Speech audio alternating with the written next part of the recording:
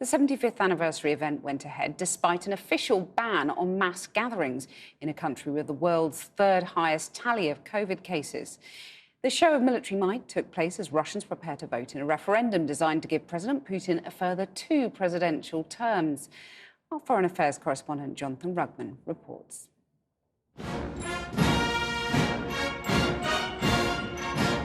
It was a made-for-television display of Russia's military might, a celebration of Soviet victory over the Nazis and a reaffirmation of Vladimir Putin's power as well.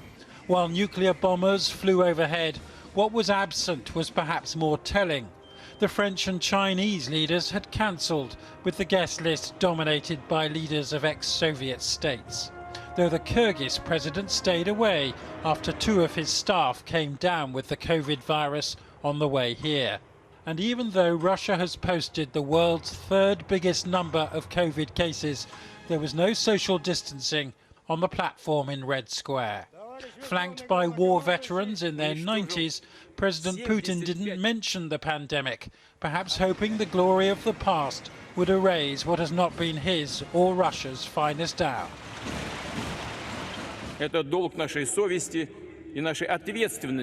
We will do all we can so that the memory of your heroic feats never fades.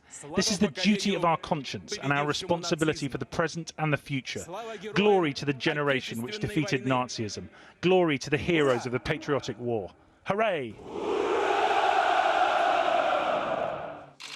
Back in March, Mr. Putin donned a hazmat suit to visit Moscow's main COVID hospital before pretty much disappearing from public view. Instead, he spoke from a windowless room believed to be in his countryside residence, which earned the nickname the bunker. In the meantime, doctors complained of drastic shortages of proper equipment and an underfunded healthcare system. Over 600,000 cases of the virus have produced an official death toll of around 8,000. But the real figure, including many medical staff, could be several times that. Mr. Putin has insisted that all his visitors pass through a disinfection tunnel like this one. You can't seal yourself off from a national crisis when you've been an autocrat for 20 years, and the Russian leader's approval rating is at its lowest level ever. These 2 months were not the months of Putin's strong leadership. And he needs to step in front, to step in the foreground where he used to be before the pandemic. On Monday, the president visited a new cathedral dedicated to the armed forces, simultaneously wrapping himself in the Russian church and the sacrifice of the Second World War. And it's surely no coincidence that after today's patriotic spectacle involving 14,000 troops, Russians begin voting in a constitutional referendum, allowing Putin to stay in the Kremlin for up to another 16 years.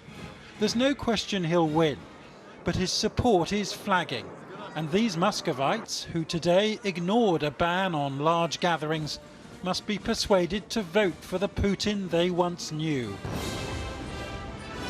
before the pandemic hit.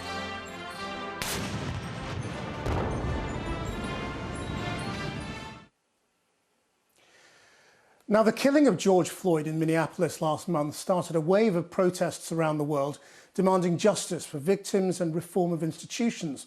But the largely peaceful demonstrations have also shown that the forces of law and order in the US and beyond have begun reacting more violently to those seeking to record and report. Scores of journalists have been injured, and many believe the political climate has given licence to those looking to muzzle freedom of expression and the media's ability to function. Inigo Gilmore reports.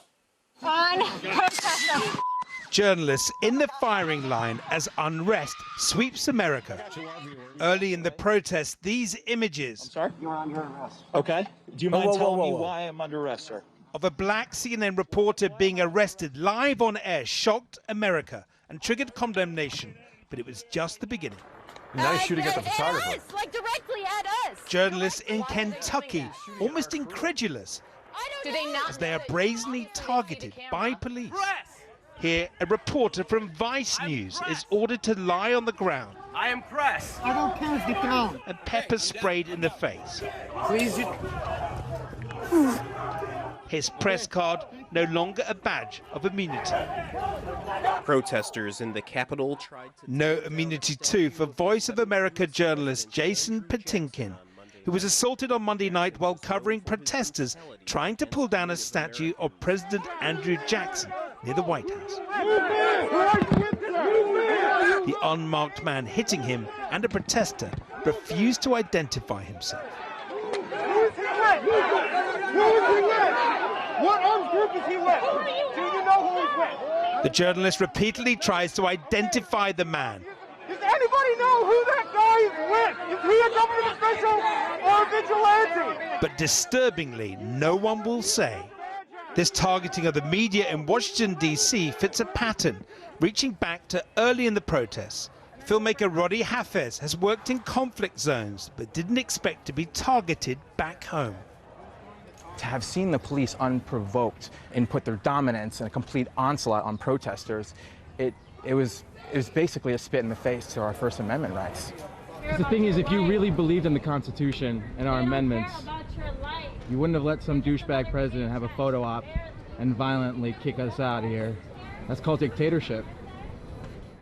The photo op he's referring to was this: President Trump's walk on June the 1st to St. John's Church near the White House, around which journalists found themselves targeted. Press freedom groups say Trump's contempt for the media, preaching about fake news and denouncing the press as the enemy of the people, has created a toxic and dangerous atmosphere. An Australian TV crew attacked as police clear protesters for Trump's entourage. Ben, back up, back up. Roddy Hafez was filming close by. Hundreds of military police holding paintball guns, holding pepper spray and shields. It was a stun grenade. Out of nowhere, I just felt this loud bang. It was complete pandemonium. You know, there were flash grenades, there were stun grenades. People were disoriented, they couldn't see, they were asphyxiated. It shocked me. Hi, media, I'm moving back. He found himself face to face with the advancing police. Oh, God. Identifying himself as media. Media, don't shoot. Made no difference. I'm just filming, just filming. Just filming. Oh my God. I lifted my journalist credentials. Don't shoot, I'm backing up, I'm doing everything you want me to do, and my First Amendment right says that I can capture what's taking place. To out of nowhere, get shot directly at my face, barely missing me. I mean, it was so intense. In Minneapolis, too, journalists assaulted by police, hitting them with batons, tear gas, concussive grenades. For LA Times reporter Molly Hennessy-Fisk, a terrifying ordeal.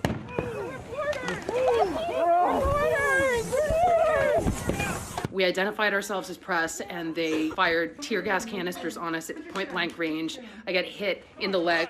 Myself and the photographer got stuck in a corner at a scale brick wall and run into a random building. Among many injured media in Minneapolis, photojournalist Linda Tirado lost the sight in her left eye when she says police fired rubber bullets directly at her. In Los Angeles, too, radio journalist Cerise Castle was targeted at a protest. LAPD showed up in full riot gear. I held my press badge above my head as this was going on, and I was screaming press, but a police officer nonetheless turned to me, shared eye contact, and fired. The bullets that they were firing looked a lot like this. She was left traumatized and with cuts and bruises. And in New York, British photojournalist Adam Gray, pictured here among more than 60 journalists arrested across the US. Among close to 450 press violation incidents across 30 states, in Portland, Oregon, multimedia journalist Corey Elliott is viciously assaulted by police. I have been assaulted multiple times. They just sprayed me! I'm down. I have been harassed multiple times. I can't see. I was holding my press pass out. This situation, it's scary. These attacks, they feel deliberate. And it is not good.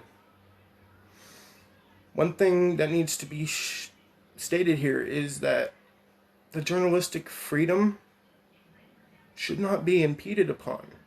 We are here to observe and report. Back in DC, Roddy Hafez shares the concerns about the mass targeting of journalists.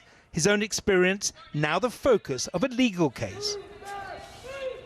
What really hurt the most for me, I think, is that is the White House. That is the pinnacle of the authority and power that is meant to be overseeing our Constitution, our Bill of Rights. It shocked me because I had spent many years working as a video journalist in Egypt and in Brazil, where you'd cover unrest, and you would expect those governments to be a bit more dictatorial. Protesters were stamped out here in the most brutal fashion. It's really crazy to think that the United States is now one of the top 5 most dangerous places for journalists in the world. Well, joining me now is David Kaye, who's the UN Special Rapporteur on the promotion and protection of the right to freedom of opinion and expression. And Rana Ayub is an Indian journalist and author of the investigative book Gujarat Files, Anatomy of a Cover-Up. David Kaye, I mean, how sure can you be that it's getting worse in terms of number of incidents and the way people are being targeted, rather than it just being easier to record in the age of smartphones and small cameras? Yeah, that's a really good point. And first off, thanks for having me, especially having me with Rana Ayub, who's one of the great journalists in the world today. You know, I think that we should be looking at this not merely as a comparison with what we might think has been the case in the past. I mean, what we're seeing today around the world, and particularly in places that claim to observe international human rights and domestic constitutional rights, we are seeing very serious attacks, including violence against journalists. And it's not just a tactic or a strategy against specific individuals. We're talking about strategies to deny the public the right to information, and we should fundamentally see it that way.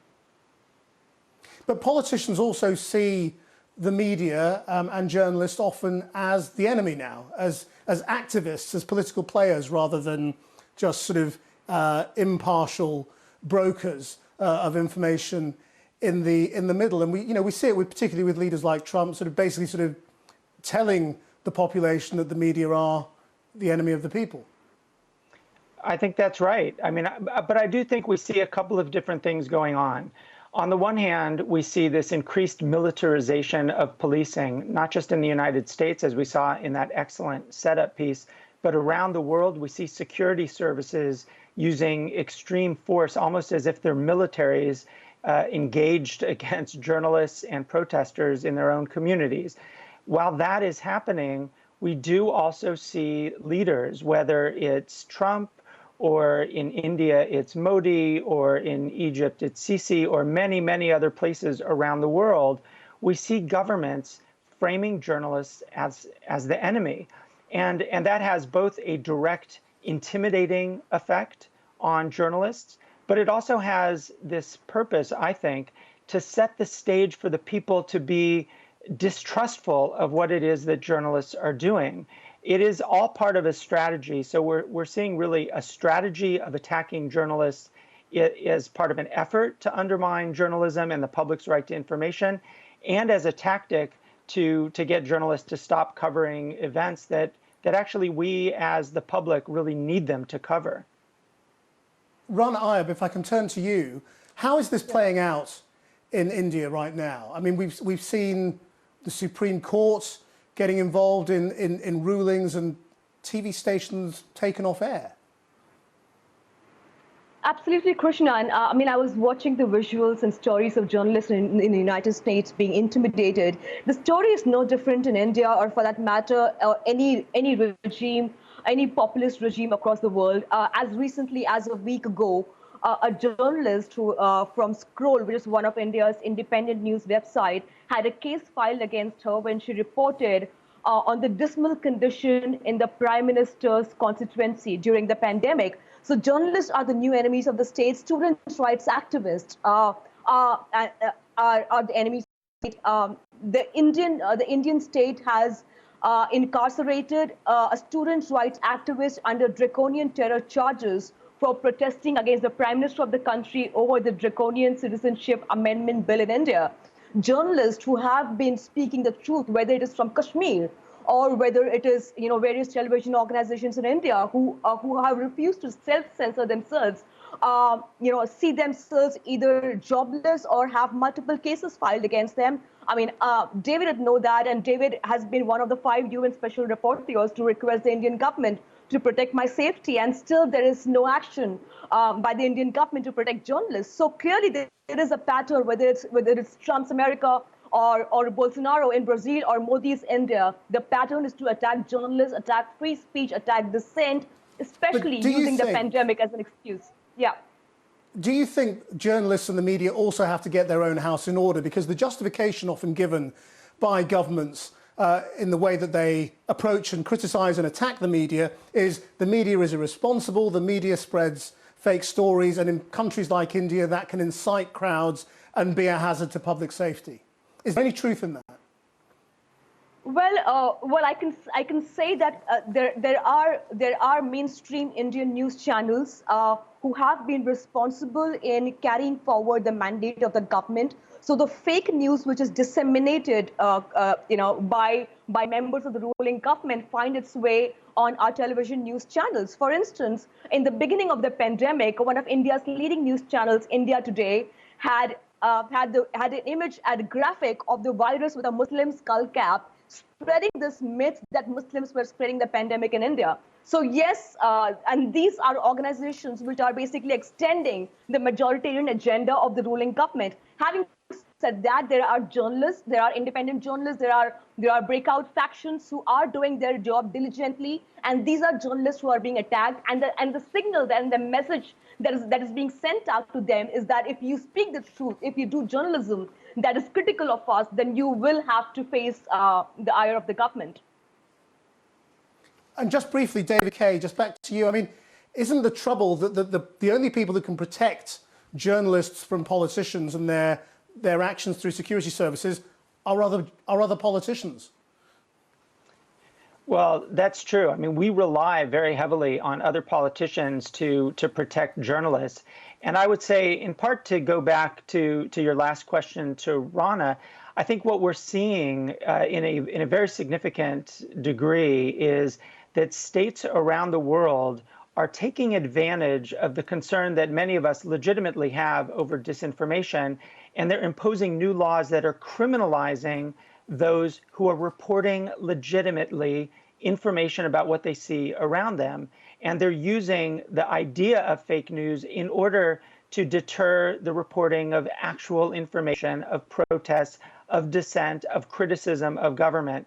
That's the problem that we're seeing. David Kay, I'm sorry to cut in, but I'm going to have to bring this to an end. But we will come back to this, I'm sure. Thank you both very much indeed for joining us. Ron Iab as well. Thank you.